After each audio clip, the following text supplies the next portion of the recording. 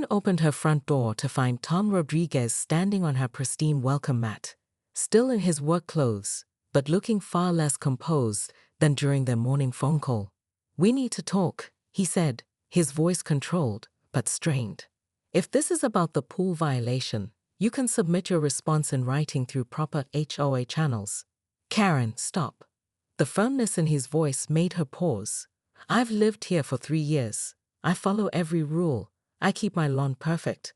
I even painted my shutters the exact shade of blue from your approved color palette. But this is ridiculous." She noticed the slight tremor in his hands, the dark circles under his eyes. For a moment, something almost like concern flickered across her face. Then she remembered her duty. "Rules don't have exceptions based on personal circumstances," she said, stepping back slightly. "It's a pool filter, Karen. It makes less noise than your leaf blower. That's completely different. Landscaping equipment is specifically exempted under Section 7.3. Listen to yourself." Tom's voice cracked. "You're citing code numbers about pool filters at 8 a.m. on a Saturday. Don't you have anything better to do?" The question hit harder than Karen expected. She thought about her empty Saturday stretching ahead, about the HOA violation reports she'd planned to review, about the community newsletter she'd been drafting about proper garbage can placement. "I have responsibilities," she said quietly. "To who? Everyone in this neighborhood walks on eggshells around you. The Patels told me they're afraid to plant flowers without checking with you first.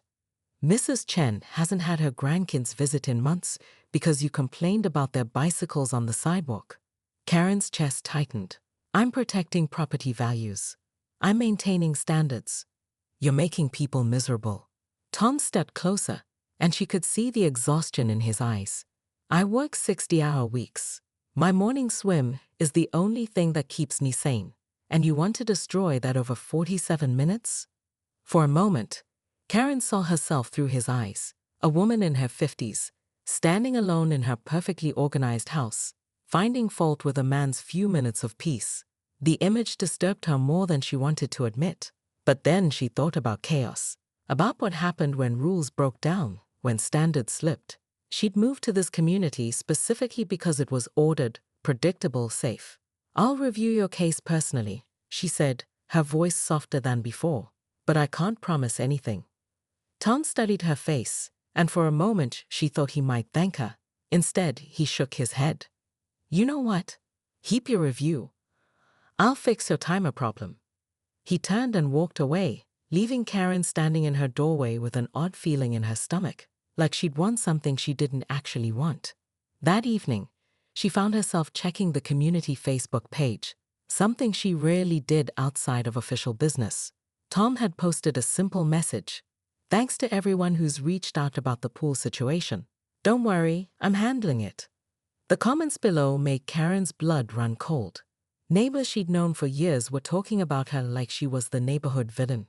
Words like power-hungry and petty tyrant appeared again and again.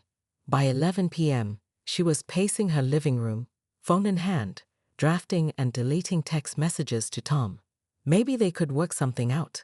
Maybe she'd been too hasty. But when she looked out her window at 6:47 a.m. the next morning, Tom's pool equipment remained silent. And something about that silence felt like the beginning of a war she wasn't sure she wanted to fight. The emergency HOA board meeting was called for Thursday evening, and Karen could feel the tension the moment she walked into the community center. Nearly 30 residents had shown up, more than she'd seen at any meeting in her 4 years as president. Tom sat in the front row, looking surprisingly calm for someone who'd sparked a neighborhood uprising.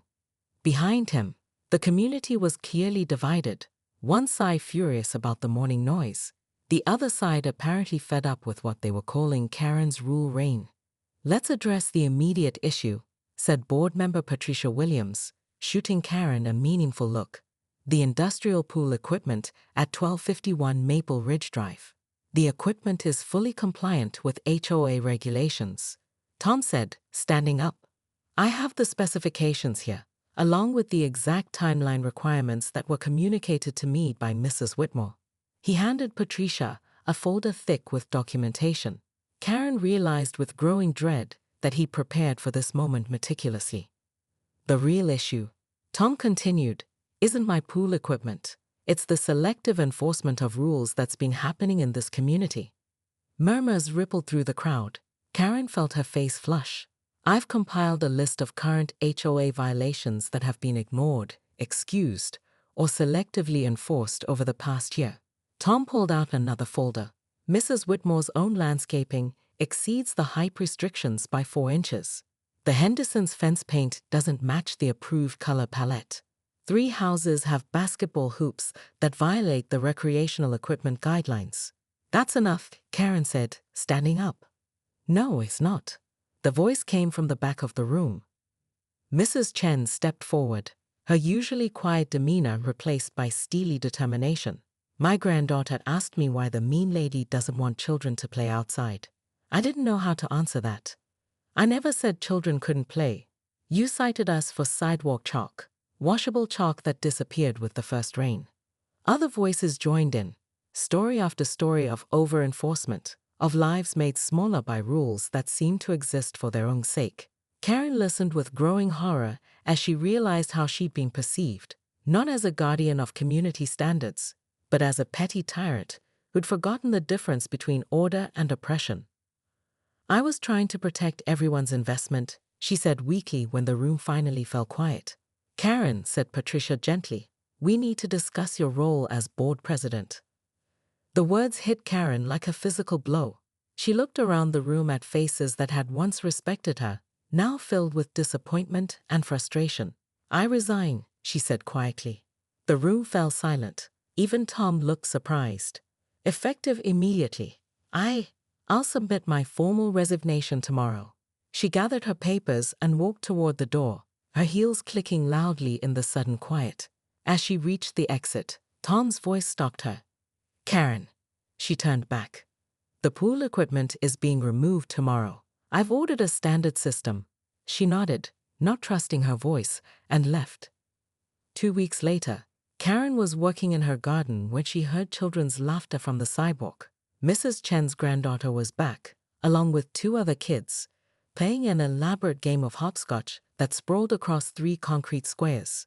Karen watched them for a moment, then made a decision that surprised her. She walked to her garage, found her container of sidewalk chalk, purchased years ago for a community event that never happened, and approached the children. Mind if I help? She asked. The little girl looked suspicious. You're not going to tell on us? No, Karen said, kneeling down with the chalk. I thought maybe we could make the course a little more challenging. As she began drawing, she noticed Tom across the street, loading groceries from his car. He paused, watching her with an expression she couldn't quite read. Their eyes met for a moment. He didn't wave, but he didn't look away either. Karen turned back to the chalk drawing, adding spirals and stars to the hopscotch course. She had no idea what came next, but for the first time in years, the uncertainty didn't terrify her. Behind her, Tom's new pool filter hummed quietly to life at exactly 6:00 am, just as the rules required. But this time, the sound felt less like compliance and more like a truce. The question was, would it last? Karen Whitmore stood at her kitchen window at 6:47 am, measuring spoon in one hand, cell phone in the other, watching her neighbor's pool filter hum to life across the fence. She'd been timing it for 3 weeks now. 47 minutes past 6, every single morning. Unacceptable. This is Karen Whitmore, 1247 Maple Ridge Drive, she said into her phone, not bothering with pleasantries.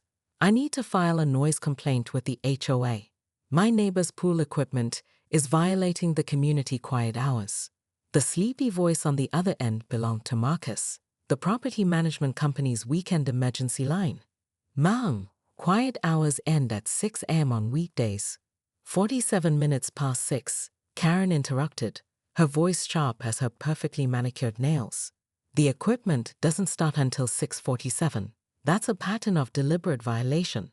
She'd been HOA board president for 4 years running, and she knew every subsection of the community guidelines by heart.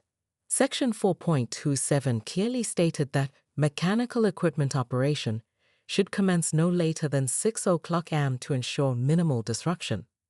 Through the window, She watched Tom Rodriguez emerge from his sliding door in swim trunks and a faded college shirt, coffee mug in hand. He was probably in his 30s, worked some tech job that let him swim laps before his workday started. Karen had nothing against swimming, but rules were rules. "I'll need this documented," she continued to Marcus, watching Tom test the water temperature with his toe. "And I want a formal citation issued. Mrs. Whitmore, maybe you could just talk to your neighbor.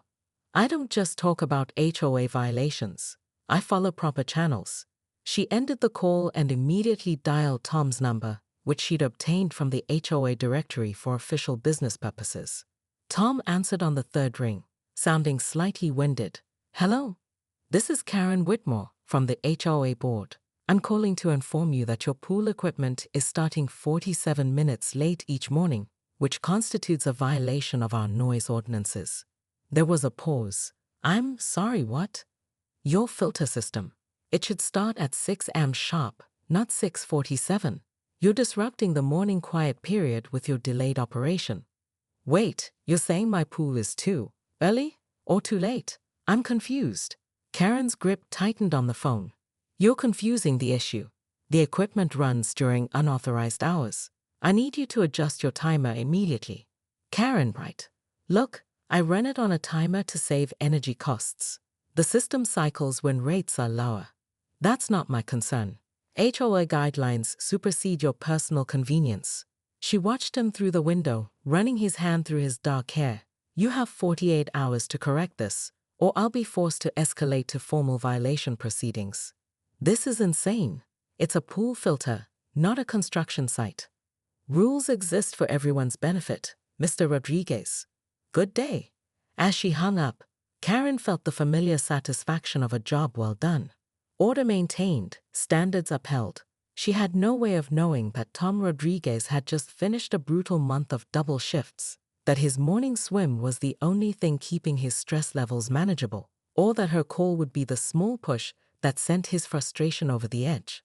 2 hours later, her doorbell rang. Karen discovered Tom's solution at exactly 5:59 a.m. on Monday morning.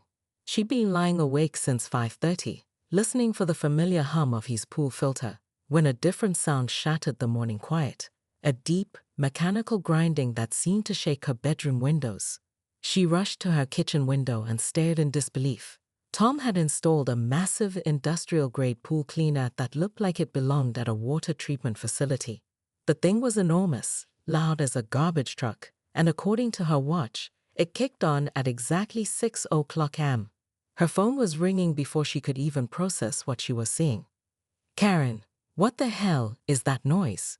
It was Janet Murphy from 3 houses down. I'm looking into it. It sounds like a jet engine. My baby's been crying for 20 minutes. Karen hung up and immediately called Tom. He answered on the first ring, as if he'd been waiting. "Rodriguez residence." "What is that thing in your backyard?" "Industrial pool maintenance system. Fully compliant with HOA noise ordinances. Starts at exactly 6 a.m. Runs for precisely 30 minutes. Well within community guidelines." Karen could hear the satisfaction in his voice, and it made her jaw clench. "You did this on purpose. I did exactly what you asked. I fixed the timing issue. This is harassment. This is compliance. Unless you're suggesting the HOA rules don't actually matter when they inconvenience you." Before Karen could respond, her call waiting beeped. Then again. "I have to go," she said. "Have a great day, Karen." The next 3 hours were a nightmare. Her phone rang constantly. Angry neighbors, confused property management staff, and finally, a very irritated call from the HOA's legal counsel. "Karen, we've got 17 noise complaints about 1251 Maple Ridge Drive, and somehow they're all connected to a violation you filed. He's deliberately trying to make me look bad." "Well, it's working. The Murphys are threatening to sue. Mrs. Patterson says she's considering moving, and Tom Rodriguez has every right to run that equipment. You wrote the rule he's following." Karen sank into her kitchen chair, staring at the monstrosity churning away in Tom's backyard. She'd created this mess, and she had no idea how to fix it. That afternoon, she found herself doing something she hadn't done in years.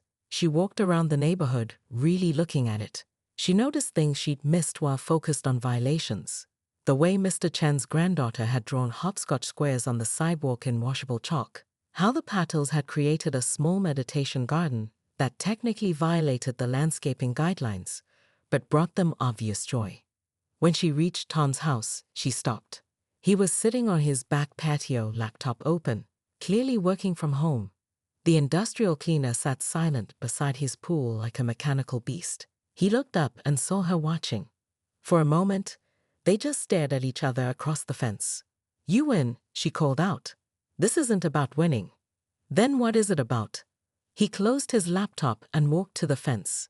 "It's about you realizing that rules are supposed to serve people, not the other way around." Karen felt something crack inside her chest. "I don't know how to do that." The admission surprised them both. Tom's expression softened slightly. "Maybe you could start by asking yourself why you need to control everything."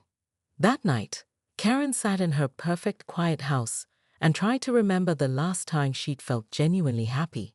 The silence that had once comforted her now felt oppressive. At 5:58 a.m., she was back at her window waiting.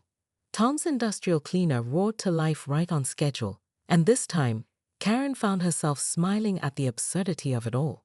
But her smile faded when she noticed something else. A small group of neighbors gathered on the sidewalk, gesturing angrily at Tom's house. This wasn't over. If anything, it was about to get much worse.